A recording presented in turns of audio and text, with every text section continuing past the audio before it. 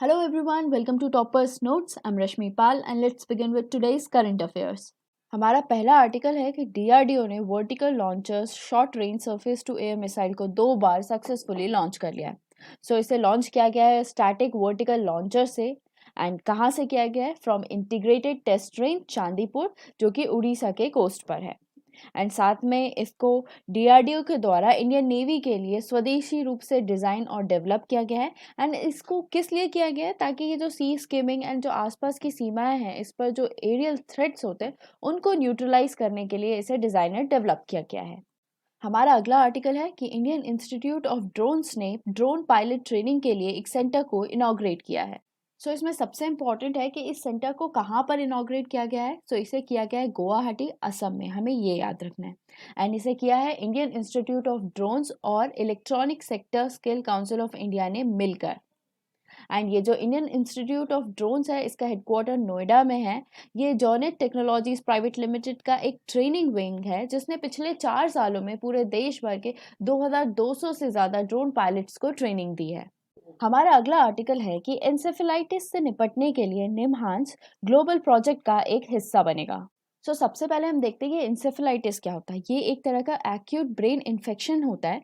आप इसे acute brain inflation भी कह सकते हो. हम जिस प्रोजेक्ट की बात कर रहे थे उसका एम यही है कि वो इस इंसेफेलाइटिस के डायग्नोसिस और अर्ली हॉस्पिटल मैनेजमेंट के लिए एक स्टैंडर्ड केयर पैकेज को स्थापित कर पाए. एंड ये जो प्रोजेक्ट है इसका नाम है ब्रेन इन्फेक्शन ग्लोबल और इसे national institute of health research Liverpool UK के द्वारा फंड किया जा रहा है.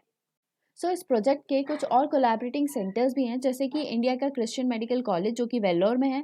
2 और नेशंस है, अफ्रीका का मालावी और साउथ अमेरिका का ब्राज़ील भी इसमें पार्टिसिपेट करेगा.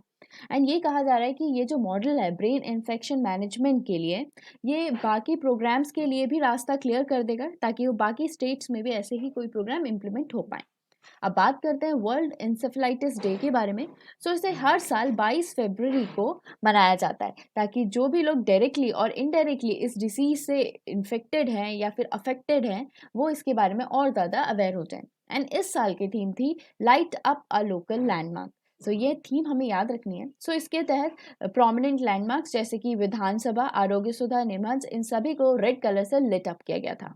हमारा अगला आर्टिकल स्फूर्ति से रिलेटेड है. ये एक एक्रोनिम है, इसका फुल फॉर्म है scheme of fund for regeneration of traditional industries. Ministry of MSME which stands for micro small and medium enterprises इसने 50 आर्टिसन बेस्ड स्फूर्ति क्लस्टर्स को इनॉग्रेट किया है. ये क्लस्टर्स पूरे 18 स्टेट्स में फैले हुए हैं एंड इससे एमएसएमई सेक्टर को काफ़ी बूस्ट मिलेगा. एंड मिनिस्ट्री ऑफ एमएसएमई ने ये 50 क्लस्टर्स के डेवलपमेंट के लिए लगभग 85 करोड़ रुपीस के अमाउंट को फंड किया है. एंड इसका गोल ये है कि सस्टेन्ड बेसिस पर मतलब सतत रूप से एम्प्लॉयमेंट अपॉर्चुनिटीज़ को क्रिएट करने के लिए ज़्यादा से ज़्यादा कॉमन फैसिलिटेशन सेंटर्स को बनाया जाए. ये जो 50 क्लस्टर्स को इनॉग्रेट किया गया है इसके तहत 42,000 आर्टिसंस को सपोर्ट किया जाएगा जो कि कुछ ट्रेडिशनल सेगमेंट्स जैसे कि मखमल, khadi, coir, handicraft, handlooms, would craft, leather, pottery, carpet, weaving, bamboo, agro processing ऐसे बिजनेसेस में शामिल है. और ये जो मिनिस्ट्री ऑफ एमएसएमई ये स्फूर्ति स्कीम को इम्प्लीमेंट कर रही है इसका व्यू ये है कि ये ट्रेडिशनल इंडस्ट्रीज़ को, आर्टिसंस को, इन क्लस्टर्स के उनको और ज़्यादा ऑर्गेनाइज कर पाए, उनके बीच में कम्पिटिटिवनेस को और ज़्यादा बढ़ा पाए एंड उनकी इनकम को और ज़्यादा इंक्रीज कर पाए. अब स्फूर्ति क्लस्टर्स की बात करें तो ये 2 टाइप के होते हैं. एक होता है रेगुलर क्लस्टर और एक होता है मेजर क्लस्टर. रेगुलर क्लस्टर में 500 आर्टिसंस तक होते हैं एंड इसमें गवर्नमेंट की जो सहायता राशि होती है वो होती है 2.5 करोड़ रुपीस तक की. एंड फिर एक होता है मेजर क्लस्टर्स जिसमें 500 से ज़्यादा आर्टिसंस होते हैं एंड गवर्नमेंट की सहायता राशि होती है 5 करोड़ रुपए की. हमारा अगला आर्टिकल नेशनल टेक्नोलॉजी अवार्ड 2020 से रिलेटेड है.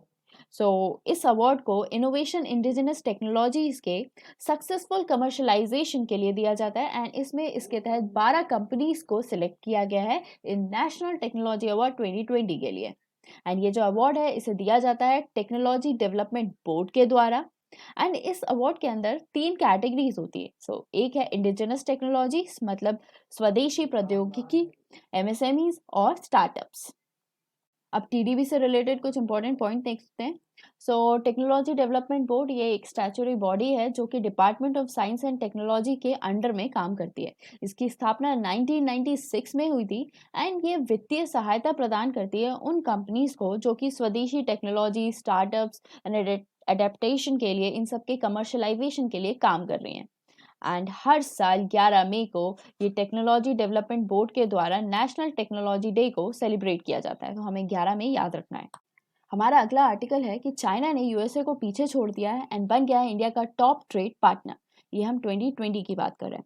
सो 2020 के प्रोविजनल डेटा के हिसाब से दोनों कंट्रीज के बीच का जो ट्रेड है वो है $77.7 बिलियन का।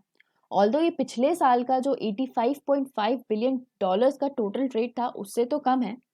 एंड अब देखते हैं ये जो टॉप ट्रेड पार्टनर है चाइना हमारा किस लिए, बिकॉज इंडिया की इस पर बहुत ज़्यादा डिपेंडेंसी अभी भी है।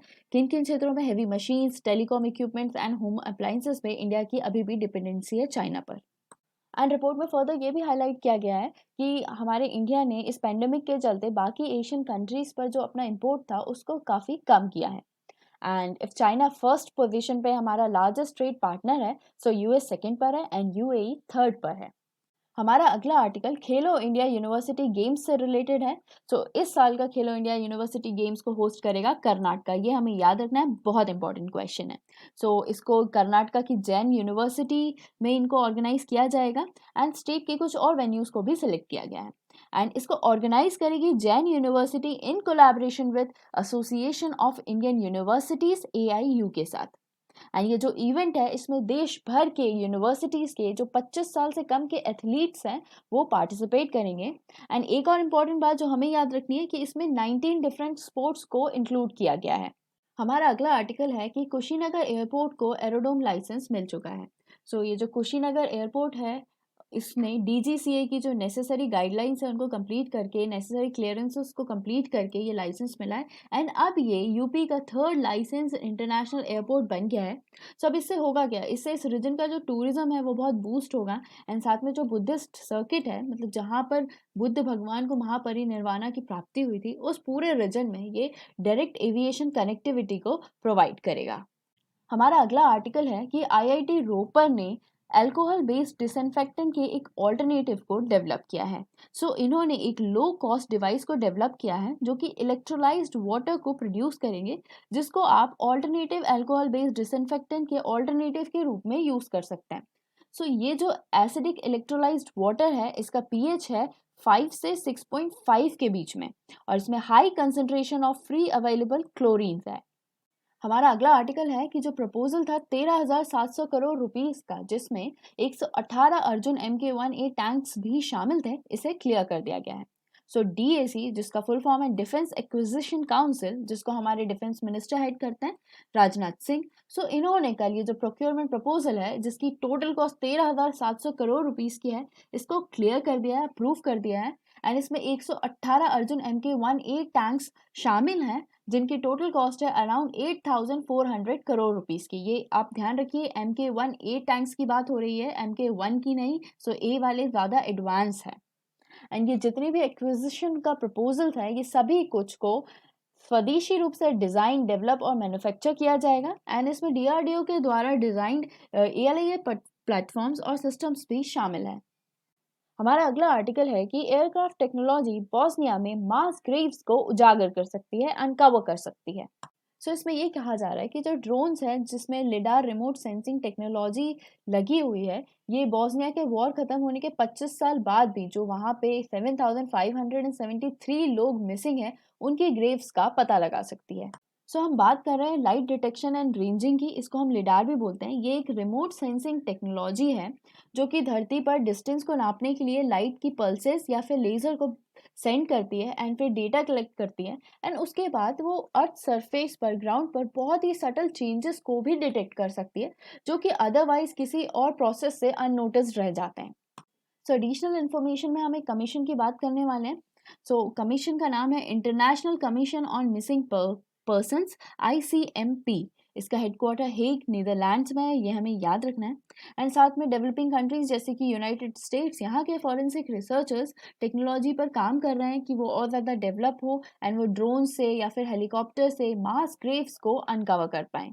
हमारा अगला आर्टिकल है कि फायर सेफ्टी ट्रेनिंग के लिए एक स्किल डेवलपमेंट सेंटर को इनॉग्रेट किया गया है।